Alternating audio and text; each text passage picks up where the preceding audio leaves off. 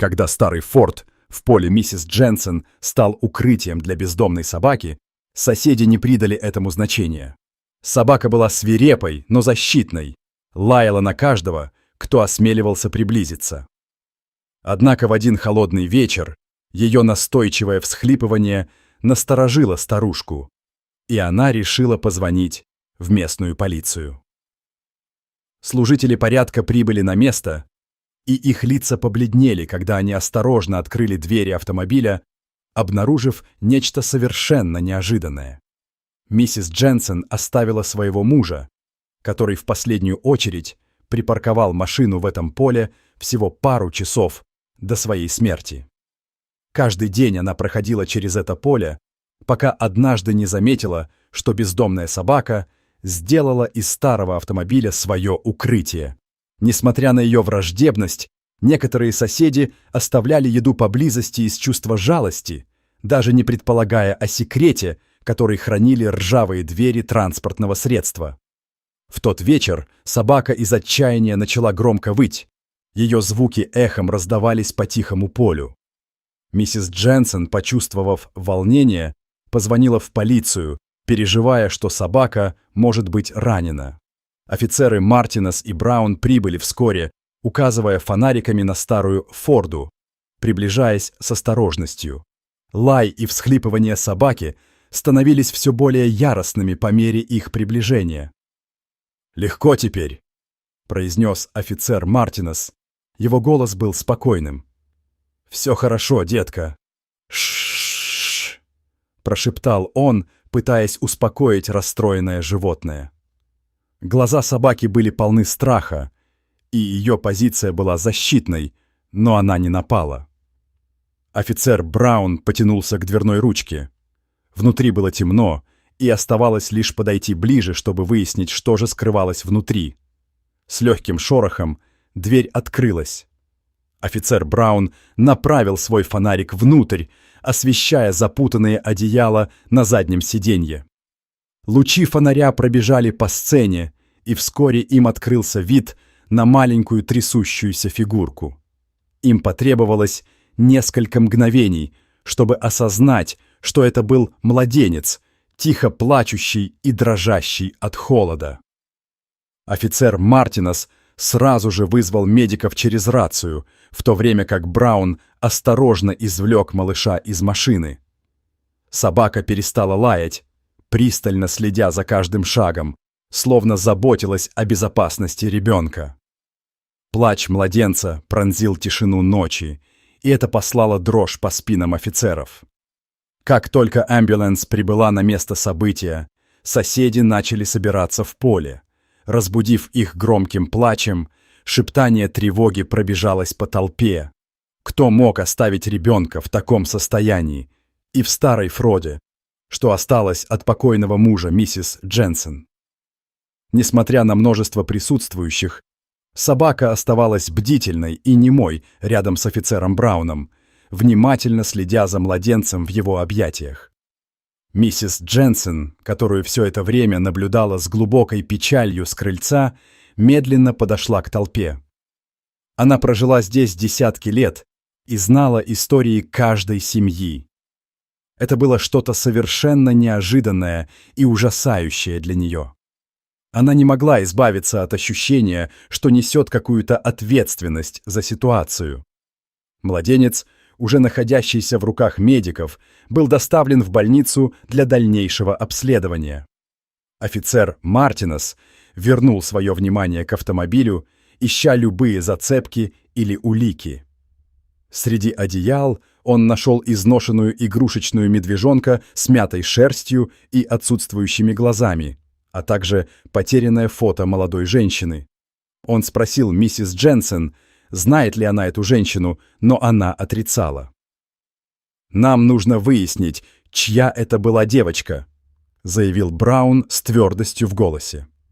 Мартинес кивнул, осматривая маленькую толпу, все еще скопившуюся вокруг старой машины.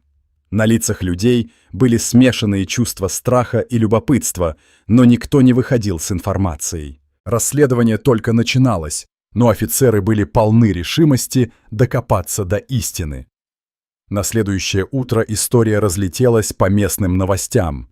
Репортеры спекулировали о возможном происхождении младенца и таинственных обстоятельствах.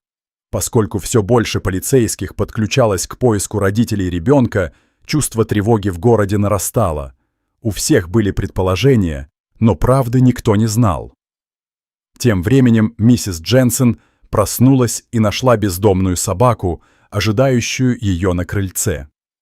Эта же собака, что злобно лаяла на всех, теперь сидела спокойно, ее глаза были устремлены на дверь. Она остановилась, ее сердце было тяжело от воспоминания о событиях прошлой ночи. Почему собака была здесь сейчас, после всего произошедшего? Она почувствовала странное родство, между ними возникло молчаливое понимание. Когда миссис Дженсен открыла дверь, собака подошла к ней, обмахивая хвостом. Похоже, она искала что-то, ее нос настойчиво нюхал воздух и ее ноги. «Что с тобой, девочка?» — тихо спросила миссис Дженсен. Собака посмотрела на нее с умоляющими глазами. Тихий всхлип вырвался из ее горла. Она почувствовала необходимость помочь существу, которое охраняло младенца. Понимая, что собака искала младенца, миссис Дженсен наклонилась, позволив собаке понюхать ее руку, а затем мягко погладила ее. «Ты ищешь ребенка, не так ли?» – прошептала она. Хвост собаки ударил разок о крыльцо, словно в знак согласия. Сердце миссис Дженсен сжалось от этого зрелища. Она никогда раньше не видела такой преданности от животного. Она знала, что должна что-то сделать. Позвонив полиции за обновлениями, миссис Дженсен не нашла никаких новых данных и решила навестить младенца в больнице, ведя собаку на сделанном из веревки поводке. Она осторожно обвязала старую веревку вокруг шеи собаки. «Пойдем, давай», — сказала она. Собака послушно следовала за ней, ее шаги были легкими и полными ожидания. По пути несколько человек остановили миссис Дженсен, чтобы спросить о новостях о младенце, изумленные, что она пришла с спокойной собакой. «Этот собака из поля!» — воскликнул мистер Томпсон, поднимая брови. Миссис Дженсен кивнула, на ее лице появилась маленькая улыбка. «Да, это она. Мы направляемся в больницу», — ответила она. Собака оставалась рядом, наблюдая за любопытными лицами. Миссис Дженсен добиралась до больницы дольше, чем ожидала, и ее путали частые встречи с переживающими горожанами. «Как дела у младенца?» — спросила миссис Кларк. Ее лицо было полным заботы. «Мы вот-вот это узнаем», — ответила миссис Дженсен. Ее шаг был уверенным. Собака шла рядом, терпеливой и настороженной. Каждое взаимодействие замедляло их. Но миссис Дженсен не возражала, ценя заботу города о ребенке.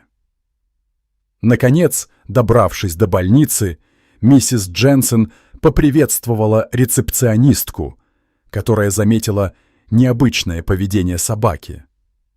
«Вы принесли собаку?» — спросила она, взглянув на спокойное животное. Миссис Дженсен кивнула. «Она была рядом с младенцем, когда мы ее нашли», — объяснила она. Рецепционистка была заинтригована, но кивнула, понимая ситуацию. «Подождите секундочку», — сказала она, готовясь сделать звонок.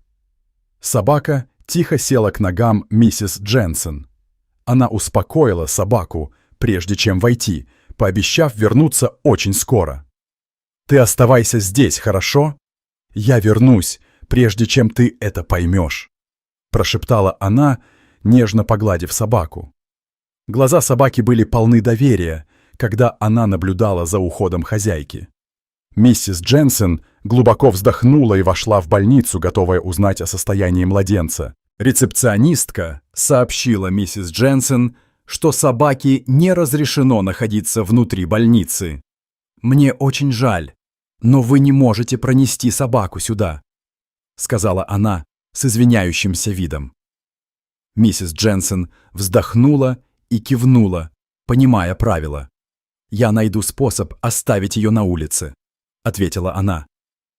Собака, почувствовав что-то неладное, смотрела между двумя женщинами с любопытством. Встретив медсестру, которая узнала ее с предыдущего вечера, миссис Дженсен спросила о младенце. «Миссис Дженсен, хорошо вас снова видеть», — тепло улыбнулась медсестра. «Как дела у младенца?» — спросила миссис Дженсен, ее голос полон заботы. «Она чувствует себя намного лучше», — ответила медсестра. «Следуйте за мной, и я отведу вас к ней». Миссис Дженсен чувствовала, как волна облегчения накрыла ее. Следуя за медсестрой, она направлялась к младенцу. Коридоры казались бесконечными, каждый шаг наполнялся ожиданием. «Потерпите», — сказала медсестра, открывая дверь в небольшую уютную палату. Миссис Дженсен глубоко вздохнула. Ее взгляд скользнул по комнате, пока не наткнулся на крошечную фигурку в детской кроватке.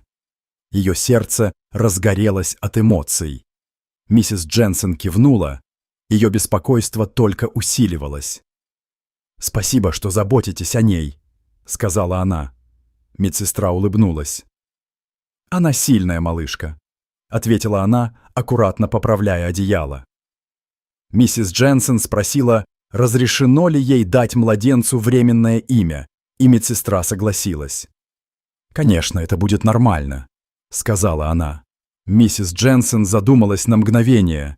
Ее разум пробегал по воспоминаниям. «Я чувствую, что нужно назвать ее», — мягко произнесла она. Медсестра кивнула, понимая важность этого жеста. Она решила назвать младенца Анной в честь своей покойной сестры и аккуратно держала ее на руках. «Привет, Анна», — прошептала она, слезы наполнили ее глаза. Когда она вышла, хвост собаки взмыл, она встала с радостью. «Пойдем домой, девочка», — сказала миссис Дженсен, улыбнувшись. Они шли вместе, связь между ними становилась все крепче с каждым шагом. Офицеры Браун и Мартинес поприветствовали миссис Дженсен и собаку, когда она вернулась домой. «Миссис Дженсен, рады вас видеть», — сказал офицер Браун, кивнув. «Это может дать нам подсказки о матери», — добавил Браун. Миссис Дженсен кивнула. Ее выражение стало полным надежды. «Надеюсь, вы найдете что-то», — произнесла она, взглянув на собаку для поддержки. Миссис Дженсен поделилась тем, что назвала малышку Анной и выразила надежду на скорую находку матери. «Мы решили назвать ее Анна в честь моей сестры», — мягко сказала она. «Это прекрасное имя», — ответил офицер Браун, улыбаясь. «Спасибо», — произнесла миссис Дженсен. «Я просто хочу, чтобы она была в безопасности и нашла свою семью». Офицеры кивнули, разделяя ее обеспокоенность и решимость. Офицер Мартинес объяснил свои усилия по поиску в округе, показывая фото жителям. «Мы говорим со всеми, надеясь, что кто-то ее узнает», — сказал он. Миссис Дженсен внимательно слушала, ценя их преданность. «Я тоже буду держать уши и глаза открытыми», — предложила она. «Спасибо, миссис Дженсен», — ответил офицер Мартинес. Собака лаяла тихо, словно понимая их разговор. И все они разделили момент безмолвной решимости. Офицеры еще раз осмотрели старую Форду при дневном свете, ища возможные упущенные зацепки. «Посмотрим, найдем ли мы что-то новенькое», — сказал офицер Браун, заглядывая внутрь автомобиля. Мартинес кивнул, тщательно исследуя заднее сиденье. Солнечный свет открыл больше деталей, но ничего, похоже, не было неуместным. «Нет признаков борьбы», — отметил Мартинес. «Только вещи для младенца». Они тщательно обыскали, надеясь на прорыв. Офицер Браун полагал, что, может быть, мать не оставила ее с легким сердцем. «Ты думаешь, что девочку оставили не по доброй воле?» — спросил он. Браун нахмурился. «Может быть, что-то произошло с матерью?» — предложил Мартинес, снова округляя глаза.